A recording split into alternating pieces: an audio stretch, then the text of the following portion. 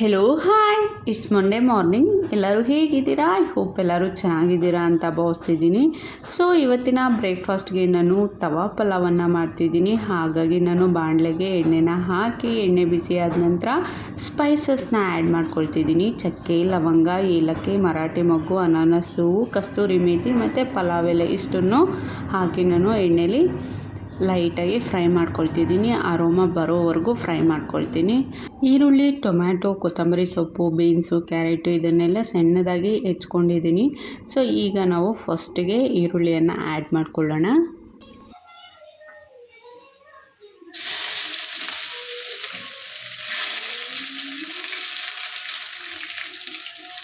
ಈರುಳ್ಳಿ ಚೆನ್ನಾಗಿ ಫ್ರೈ ಆದ ನಂತರ ನಾನಿಲ್ಲಿ ಸ್ವಲ್ಪನೇ ಶುಂಠಿ ಬೆಳ್ಳುಳ್ಳಿ ಪೇಸ್ಟನ್ನು ಹಾಕ್ತಿದ್ದೀನಿ. ನಾನು ಇವತ್ತು ಒಬ್ರಿಗೇ ಮಾಡ್ತಿರೋದು ತವಾ ಪಲಾವನ್ನು. ಸೊ ಹಾಗಾಗಿ ಎಲ್ಲದನ್ನು ಕೂಡ ಸ್ವಲ್ಪನೇ ಹಾಕ್ಕೊಳ್ತಿದ್ದೀನಿ. ನಾನು ಅರ್ಧ ಟೊಮೊಟೊವನ್ನು ಸಣ್ಣದಾಗಿ ಹೆಚ್ಕೊಂಡು ಹಾಕ್ಕೊಂಡಿದ್ದೀನಿ.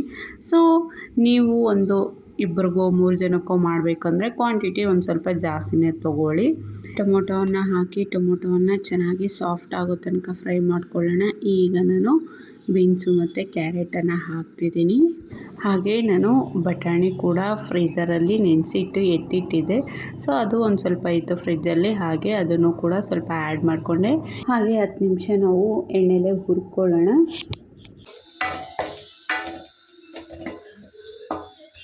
ಈಗ ನಾನು ಸ್ವಲ್ಪ ಸಾಲ್ಟನ್ನ ಆ್ಯಡ್ ಮಾಡ್ಕೊಳ್ತಿದ್ದೀನಿ. ಸಾಲ್ಟ್ ಹಾಕೋದ್ರಿಂದ ತುಂಬ ಬೇಗನೆ ಫ್ರೈ ಆಗುತ್ತೆ ತರಕಾರಿ ಎಲ್ಲ. ಸೊ ಹಾಗಾಗಿ ಸಾಲ್ಟನ್ನ ಹಾಕ್ಕೊಳ್ತಿದ್ದೀನಿ. ಮತ್ತು ಸಾಲ್ಟು ನಾನು ಗೊಜ್ಜಿಗೆ ಅಷ್ಟೇ ಹಾಕ್ಕೊಳ್ತಿದ್ದೀನಿ, ಪಲಾವ್ ಗೊಜ್ಜಿಗೆ. ಯಾಕಂದರೆ ಅನ್ನಕ್ಕೆ ಆಲ್ರೆಡಿ ನಾವು ಸಾಲ್ಟನ್ನು ಹಾಕಿ ಅನ್ನ ಬೇಯಿಸ್ಕೊಂಡಿರ್ತೀವಲ್ವ. ಸೊ ಹಾಗಾಗಿ ಗೊಜ್ಜಿಗೆ ಎಷ್ಟು ಬೇಕೋ ಅಷ್ಟು ಸಾಲ್ಟನ್ನು ಹಾಕಿ ನಂತರ ಖಾರಕ್ಕೆ ಚಿಲ್ಲಿ ಪೌಡರು, ಧನಿಯಾ ಪೌಡರು ಮತ್ತು ಸ್ವಲ್ಪ ಗರಂ ಮಸಾಲ ಕೂಡ ಆ್ಯಡ್ ಮಾಡ್ಕೊಂಡಿದ್ದೀನಿ. ಈಗ ಇನ್ನೊಂದು 5 ಮಿನಿಟ್ಸು ಚೆನ್ನಾಗಿ ಫ್ರೈ ಮಾಡ್ಕೊಳ್ಳೋಣ. ನಾನಿಲ್ಲಿ 2 ಟೇಬಲ್ ಸ್ಪೂನ್ ಮೊಸರನ್ನ ಆ್ಯಡ್ ಮಾಡ್ಕೊಳ್ತಿದ್ದೀನಿ. ಸೊ ಮೊಸರನ್ನ ಆ್ಯಡ್ ಮಾಡ್ಕೊಳ್ಳೋದ್ರಿಂದ ಗ್ರೇವಿ ಚೆನ್ನಾಗಿ ಪ್ರೊಡ್ಯೂಸ್ ಆಗುತ್ತೆ. ಸೊ ಹಾಗಾಗಿ ಮಿಸ್ ಮಾಡದೆ ನೀವು ಕೂಡ ಮೊಸರನ್ನ ಆ್ಯಡ್ ಮಾಡ್ಕೊಳ್ಳಿ.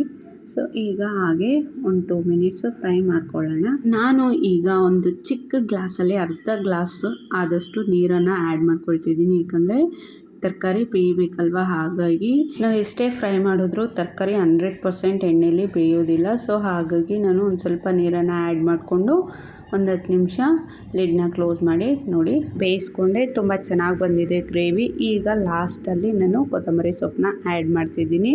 ಹಾಗೆ ನಿಂಬೆಹಣ್ಣಿನ ರಸವನ್ನು ಸಹ ಹಾಕ್ತಿದ್ದೀನಿ.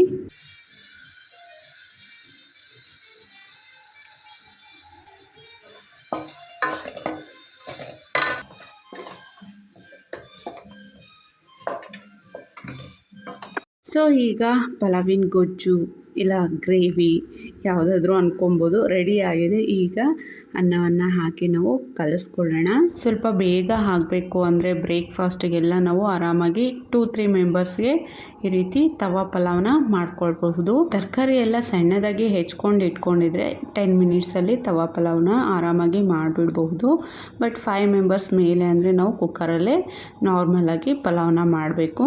ಸೊ ಇದು ಕೂಡ ತುಂಬಾ ರುಚಿಯಾಗಿರುತ್ತೆ ತವಾ ಪಲಾವ್. ಸೊ ನಾವು ಮಾಡೋ ನಾರ್ಮಲ್ ಪಲಾವ್ಗೂ ಮತ್ತು ಈ ರೀತಿ ತವಾ ಪಲಾವ್ಗೂ ತುಂಬಾ ಡಿಫ್ರೆನ್ಸಸ್ ಇರುತ್ತೆ. ಬಟ್ ಎರಡೂ ಕೂಡ ತುಂಬಾ ಚೆನ್ನಾಗಿರುತ್ತೆ ಟೇಸ್ಟ್ ವೈಸ್. ನನಗಂತೂ ತುಂಬಾ ಇಷ್ಟ ಆಯಿತು. ಸೊ ಆ ಟೆಕ್ಸ್ಚರ್ ನೋಡಿ ತುಂಬಾ ಚೆನ್ನಾಗಿದೆ. ಕಲರು ಅಷ್ಟೇ ಸಖತ್ತಾಗಿ ಕಾಣಿಸ್ತಿದೆ ಅಲ್ವಾ. ಹಾಗೆ ಅಡುಗೆ ಎಲ್ಲ ಮುಗೀತು. ಈಗ ಕ್ಲೀನಿಂಗ್ ಟೈಮ್. ಇವತ್ತು ನನ್ನ ಡಿಟಾಕ್ಸ್ ಡ್ರಿಂಕಲ್ಲಿ ನಾನು ಚಿಯಾ ಸೀಡ್ಸ್ನ ಯೂಸ್ ಮಾಡ್ತಿದ್ದೀನಿ. ಸೊ ಒಂದು ಗ್ಲಾಸ್ಗೆ ಚಿಯಾ ಸೀಡ್ಸ್ನ ಹಾಕ್ಕೊಂಡಿದ್ದೀನಿ. ಅದಕ್ಕೆ ಬಿಸಿ ನೀರನ್ನು ಹಾಕ್ಕೊಳ್ತಿದ್ದೀನಿ. ಬಿಸಿ ನೀರನ್ನು ಹಾಕಿ ಒಂದು ಪ್ಲೇಟ್ನ ಮುಚ್ಚಿ ಒಂದು 10 ನಿಮಿಷ ಬಿಟ್ಟರೆ ನನ್ನ ಡಿಟಾಕ್ಸ್ ಡ್ರಿಂಕು ರೆಡಿಯಾಗಿರುತ್ತೆ. ಚಿಯಾ ಸೀಡ್ಸು ನೆನೆಯೋಷ್ಟರಲ್ಲಿ ಲಕ್ಕಿಗೆ ಹಾಲನ್ನು ಕುಡಿಸ್ಬೇಕು. ಸೊ ಹಾಗಾಗಿ ಫೀಡಿಂಗ್ ಬಾಟಲ್ಗೆ ನಾನು ಹಾಲನ್ನು ಹಾಕ್ಕೊಳ್ತಿದ್ದೀನಿ. ಲಕ್ಕಿಗೆ ಹಾಲನ್ನು ಕುಡಿಸಿ ಬರೋಷ್ಟರಲ್ಲಿ ನನ್ನ ಡಿಟಾಕ್ಸ್ ಡ್ರಿಂಕು ಸಹ ರೆಡಿಯಾಗಿರುತ್ತೆ. ಬನ್ನಿ ಹೋಗೋಣ. ಸೊ ಲಕ್ಕಿಗೆ ಹಾಲನ್ನು ಕುಡಿಸಿದ್ದಾಯಿತು. ನೋಡಿ ನನ್ನ ಡಿಟಾಕ್ಸ್ ಡ್ರಿಂಕು ಸಹ ರೆಡಿಯಾಗಿದೆ. ಇದಕ್ಕೆ ನಾನು 1-2 ಹನಿ ನಿಂಬೆ ರಸವನ್ನು ಹಾಕ್ಕೊಳ್ತಿದ್ದೀನಿ. ಸೊ ನಿಂಬೆ ರಸವನ್ನು ಹಾಕ್ಕೊಳ್ಳೇಬೇಕು, ಇಲ್ಲಾಂದರೆ ಯಾವ ಟೇಸ್ಟು ಸಿಗೋದಿಲ್ಲ ಚಿಯಾ ಸೀಡ್ಸಿಂದ. ಹೌದು, ಮಸ್ಟ್ ಆ್ಯಂಡ್ ಶುಡ್ ನಾನು ಯಾವುದೇ ಡಿಟಾಕ್ಸ್ ಡ್ರಿಂಕ್ ಕುಡೀಲಿ ಎಲ್ಲದಕ್ಕೂ ನಿಂಬೆ ಹಣ್ಣಿನ ರಸ ಇದ್ದೇ ಇರುತ್ತೆ. ಸೊ ನಾನು ಡಿಟಾಕ್ಸ್ ಡ್ರಿಂಕನ್ನು ಕಿಚನಲ್ಲೇ ಕುಡಿತಿದ್ದೀನಿ. ಹಾಲಲ್ಲಿ ಲಕ್ಕಿ ಇದ್ದಾನೆ, ನಾನೇನಾದರೂ ಅಲ್ಲಿಗೋದ್ರೆ ಲಕ್ಕಿನೂ ಸಹ ಪಟ್ಟಿಡಿತಾನೆ ಕೊಡು ಅಂತ ಹೇಳಿ. ಅವನಿಗೆ ಈ ಚಿಯಾ ಸೀಡ್ಸ್ ಲೈಕ್ ಕಾಳು ಥರ ಕಾಣುತ್ತೆ ಅನಿಸುತ್ತೆ. ಸೊ ಬಾಯಿಗೂ ಅಷ್ಟೇ ತುಂಬಾ ಚೆನ್ನಾಗಿರುತ್ತೆ ಅವನಿಗೆ ತಿನ್ನಲಿಕ್ಕೆ. ಸೊ ಹಾಗಾಗಿ ನೋಡಿದ್ರೆ ಸಾಕು ಪಟ್ಟಿಡಿತಾನೆ. But 1 spoon 2 spoon okay, but glass full ಪೂರ ಬೇಕು ಅಂತ ಅಳ್ತಾನೆ ಇತ್ತೀಚೆಗೆ. ಸೊ ಹಾಗಾಗಿ ನಾನು ತೊಗೊಂಡು ಹೋಗಲ್ಲ, ಅವನ ಮುಂದೆ ಕುಡಿಯೋದು ಇಲ್ಲ. ಸೊ ನನಗೆ ಗೊತ್ತಿಲ್ಲ ಅದ್ರ ಬಗ್ಗೆ, ಯಾಕಂದರೆ ಮಕ್ಕಳಿಗೆ ಕೊಡಬೇಕು ಅನ್ನೋದು ಗೊತ್ತಿಲ್ಲ. ಯಾವುದೇ ಆಗಲಿ ಅತಿ ಆದರೆ ಮಕ್ಕಳಿಗೆ ಸ್ವಲ್ಪ ಎಫೆಕ್ಟ್ ಅಲ್ವಾ, ಹಾಗಾಗಿ ನಾನು ಕೊಡಲಿಕ್ಕೇ ಹೋಗ್ತಿಲ್ಲ. ಹಾಗೆ ಇವತ್ತು ನಾನು ಫೇಸ್ಗೆ ಸ್ಟೀಮ್ನ ಕೊಡೋಣ ಅಂತ ಹೇಳಿ ಒಂದು ಪಾತ್ರೆಯಲ್ಲಿ ತಣ್ಣೀರನ್ನು ಹಾಕಿ ಚೆನ್ನಾಗಿ ಕಾಯಿಸ್ಕೊಂಡಿದ್ದೀನಿ. ಈಗ ಚೆನ್ನಾಗಿ ಕಾದಿದೆ, ನೀರು ಬಿಸಿಯಾಗಿದೆ, ಸ್ಟೀಮ್ ಅಂತೂ ಚೆನ್ನಾಗಿ ಬರ್ತಿದೆ. ಈಗ ಒಂದು 5 ಮಿನಿಟ್ಸು ನಾನು ಒಂದು ದೊಡ್ಡ ಟವಲನ್ನು ಹಾಕ್ಕೊಂಡು ಫೇಸ್ಗೆ ಸ್ಟೀಮ್ನ ತೊಗೊಳ್ತಿದ್ದೀನಿ. ಸ್ಟೀಮ್ನ ತೊಗೊಳ್ಳೋದ್ರಿಂದ ನಮ್ಮ ಫೇಸು ತುಂಬಾ ಫ್ರೆಶ್ ಫೀಲ್ ಆಗುತ್ತೆ, ಮತ್ತು ಓಪನ್ ಪೋರ್ಸ್ ಇದ್ದರೆ ಅದು ಕೂಡ ಕ್ಲೋಸ್ ಆಗುತ್ತೆ.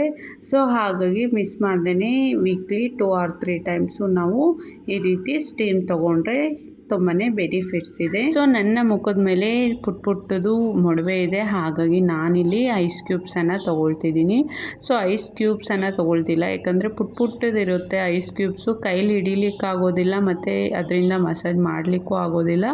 ಸೊ ದ್ಯಾಟ್ ನಾನು ಒಂದು ಚಿಕ್ಕ ಬೌಲ್ಗೆ ನೀರನ್ನು ಹಾಕಿ ಇಟ್ಟಿದ್ದೀನಿ. ನೋಡಿ, ಕೈಗೆ ಚೆನ್ನಾಗಿ ಸಿಗುತ್ತೆ ಈ ಐಸ್ ಕ್ಯೂಬು. ಅದನ್ನೇ ತೊಗೊಂಡು ಒಂದು 5ರಿಂದ 10 ನಿಮಿಷ ನಾನು ಮಸಾಜ್ ಮಾಡ್ಕೊಳ್ತಿದ್ದೀನಿ.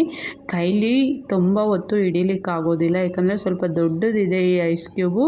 ಸೊ ಒಂದು 1 ಮಿನಿಟ್ ಹಾಗೆ ಮಸಾಜ್ ಮಾಡ್ಕೊಳ್ಳೋದು ಮತ್ತು ಕೆಳಗಡೆ ಇಡೋದು, ಈ ರೀತಿ ಮಾಡಿಕೊಂಡು ಒಂದು 5ರಿಂದ 10 ನಿಮಿಷ ನಾನು ಮಸಾಜನ್ನು ಮಾಡಿಕೊಂಡೆ. ಈ ಐಸ್ ಕ್ಯೂಬ್ಸ್ ಮಸಾಜಿಂದ ನಮ್ಮ ಫೇಸಲ್ಲಿರುವಂತಹ ಸಣ್ಣ ಪುಟ್ಟ ಪಿಂಪಲ್ಸು ಮತ್ತು ಮೊಡವೆ ಇದೆಲ್ಲ ತೀರಾ ಕಡಿಮೆನೇ ಆಗುತ್ತೆ. ಸೊ ಹಾಗಾಗಿ ಇದನ್ನು ಕೂಡ ನೀವು ಮಸ್ಟ್ ಆ್ಯಂಡ್ ಶುಡ್ ಟ್ರೈ ಮಾಡಿ. ಸೊ ಇದಿಷ್ಟು ಇವತ್ತಿನ ವ್ಲಾಗ್. ಹಾಗೆ ನಾಳೆ ಬೆಳಗ್ಗೆಗೆ ಮೊಳಕೆ ಕಟ್ಟಿದ ಕಾಳು ಸಾಂಬಾರು ಮಾಡೋಣ ಅಂತ ಹೇಳಿ ನಾನು ಹೆಸರು ಕಾಳನ್ನು ನೆನೆಸಿಡ್ತಿದ್ದೀನಿ. ನೈಟ್ಗೆ ನಾನು ಮೊಳಕೆ ಕಟ್ಟಲಿಕ್ಕೆ ಹಾಕ್ತೀನಿ. ಸೊ ಇದಿಷ್ಟು ಇವತ್ತಿನ ವ್ಲಾಗ್. ಐ ಹೋಪ್ ಎಲ್ಲರಿಗೂ ಸಹ ಈ ವಿಡಿಯೋ ಇಷ್ಟ ಆಗಿರುತ್ತೆ ಅಂತ ಭಾವಿಸ್ತಿದ್ದೀನಿ. ಈ ವಿಡಿಯೋ ನಿಮಗೇನಾದರೂ ಸ್ವಲ್ಪನಾದರೂ ಇಷ್ಟ ಆಗಿದರೆ ವಿಡಿಯೋಗೆ ಒಂದು ಲೈಕ್ ಕೊಡಿ, ಮಿಸ್ ಮಾಡದೆ ನನ್ನ ಚಾನಲನ್ನು ಸಬ್ಸ್ಕ್ರೈಬ್ ಮಾಡ್ಕೊಳ್ಳಿ. ಸೊ ಎಲ್ಲರಿಗೂ ಕೂಡ ಥ್ಯಾಂಕ್ ಯು ಸೋ ಮಚ್.